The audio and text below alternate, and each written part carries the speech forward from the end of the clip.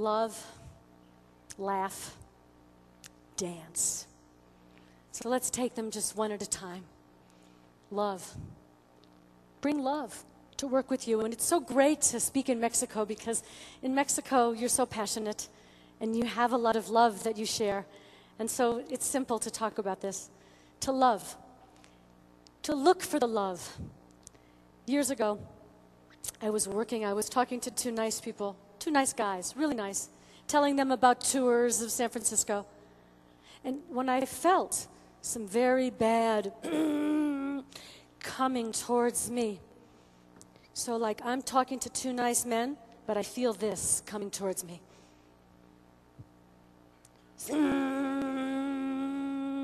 And I'm thinking, I better hurry up with these guys because these women are going to really need my attention.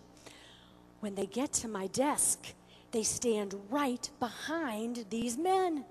And I quickly realized these are their wives. Okay. So this one nice man turns to his wife and says, "Hi, honey, we're talking about tours." And she looks at me and she says, "Tours? You, get me a limousine." I thought, okay, I knew how to do that. I knew how to get her a limousine. How many of you in this room know how to do your job? Every single person knows how to do their job. I knew how to do my job. I could get her a limousine. But I decided that I did not want to be a victim of her. So, on one side of my brain, I'm calling the limousine. And on the other, I went like this. Stop. Stop in the name of love. See if you can find something about this woman to love. And I am looking and looking and looking, and I'm thinking, the limousine will come. I won't find anything. I think, this nice guy likes her. She's someone's mother, someone's sister, someone's daughter, someone's friend. Someone loves this woman. When all of a sudden I noticed that she was wearing a special bracelet. And I acted as if I had never seen a bracelet like that before. Remember? We are performance artists. And I said, "Oh, what a pretty bracelet. Can I see it? What does it say?" So she put her hand over my desk so I could read out loud what the bracelet spelled in diamonds. And it said, "I love you." Everything changed. The limousine arrived, they left, and I could say to the next person in line, "May I help you?" without becoming a victim of her negativity. Now you see, that was a long time ago. And now I know something even more than just seeing if you can find something on the person to love or something like that. See, now, over the years, I've learned a new strategy and a new technique. And it's about knowing deeply that there's love in everyone. And instead of just worrying so much about how much love you're giving, see if you can learn to receive. And just use this technique to say, "I receive your love. I receive your love." To yourself. I mean, you're not saying it to someone else. I did it at the car wash the other day. I'm coming out of the car wash and I'm saying to myself, "I receive your love, I receive your love." And the car wash guy beams a smile. So I'm trying this all over. I must tell you, though, it did not work at the Department of Motor Vehicles. But I've been saying this idea of "I receive your love." So a few weeks ago, I'm on an airplane.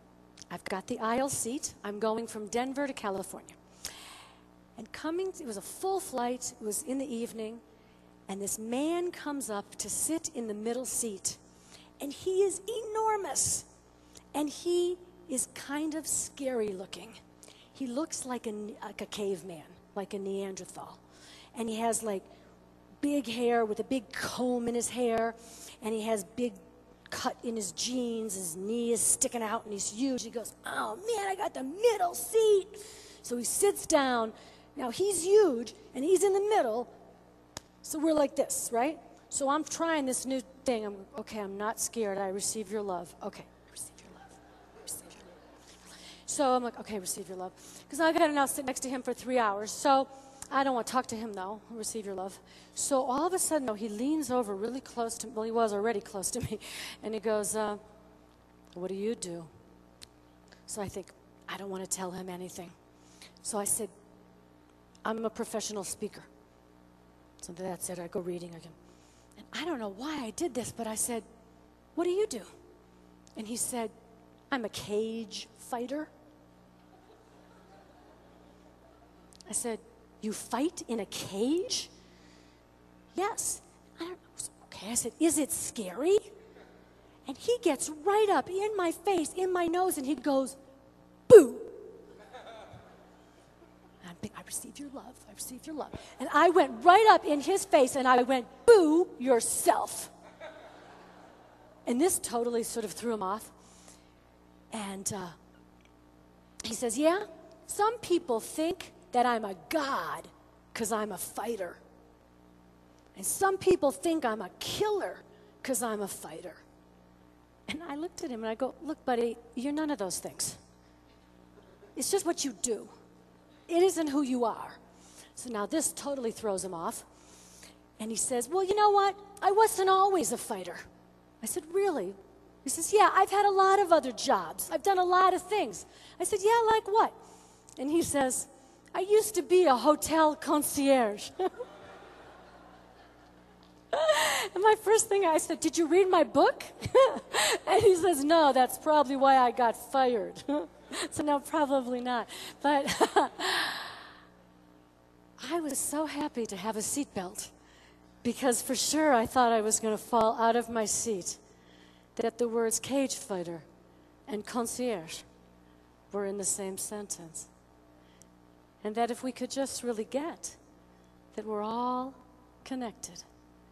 And we talked all the way home. He took me out to the taxi, and he was wearing his T-shirt that said, American, arrogant, and in your face. And I'm thinking, should I tell him now that I teach love at work, you know? And so we high-five, right? I'm down with the cage fighter, right? Get into the taxi, and I'm just blown away by the experience. That we can get beyond just finding an I love you bracelet to opening up to know that we're all connected.